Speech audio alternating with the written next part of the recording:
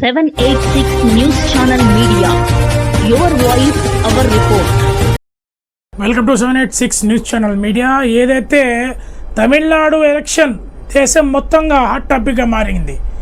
విజయ్ ఒక సామాన్యుడు, ఒక ఫిలిం స్టార్, ఫిలిం యాక్టర్గా విజయ్ గారు అయితే ఒక సినిమాకి అయితే ₹1 కోటి అయితే తీసుకుంటారు.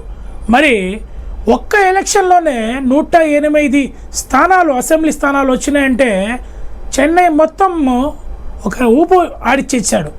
ఎందుకంటే ఏ చరిత్రలో కూడా ఎన్టీఆర్ గారు అయితే ఆ రోజు 80స్లో అయితే ఆయన సీఎంగా అయ్యారు.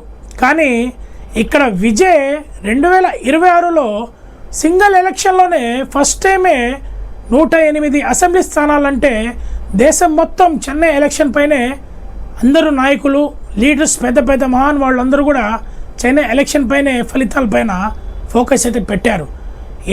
ఏది ఏమైనా 786 మీడియా తరఫున ఏదైతే చెన్నైలో సీఎంగా గెలిచిన విజయ్ గారికి అయితే అభినందనలు తెలుపుతున్నాం. అదేవిధంగా చెన్నై రాజకీయాల్లో అయితే స్టాలిన్ అయితే దాదాపు ఎన్నోసారి సీఎం అయ్యారు.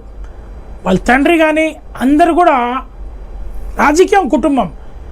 కనీసం ఎమ్మెల్యే కూడా స్టాలిన్ గెలవలేకపోయారు, ఎక్స్ఎమ్మెల్యే అయిపోయారు. ఎట్లా ఎక్స్సీఎం అయినా అయిపోయారు. ఆయన తర్వాత అసెంబ్లీ కూడా రాని పరిస్థితిలో విజయ్ అయితే పార్టీ పెట్టిన తర్వాత టీవీకే స్టాలిన్కి ఇంటికి పంపించేశారు. స్టాలిన్కి ఎదురుగా నిలబడిన వ్యక్తి సామాన్యుడు వ్యక్తి. దాదాపు 5,000 పైచిలుకు ఓట్లతో 7,000, 8,000 దాకా మెజారిటీతో ఆయన గెలిచారు.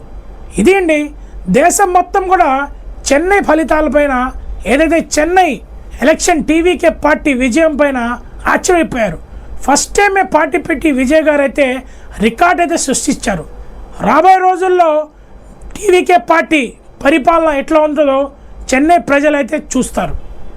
ఆ ఛానల్ని లైక్ చేయండి, షేర్ చేయండి. ఈ వీడియో కనుక మీకు నచ్చినట్టయితే please like, share, follow, subscribe, పక్కనే ఉన్న బెల్ ఐకాన్ని ప్రెస్ చేయండి.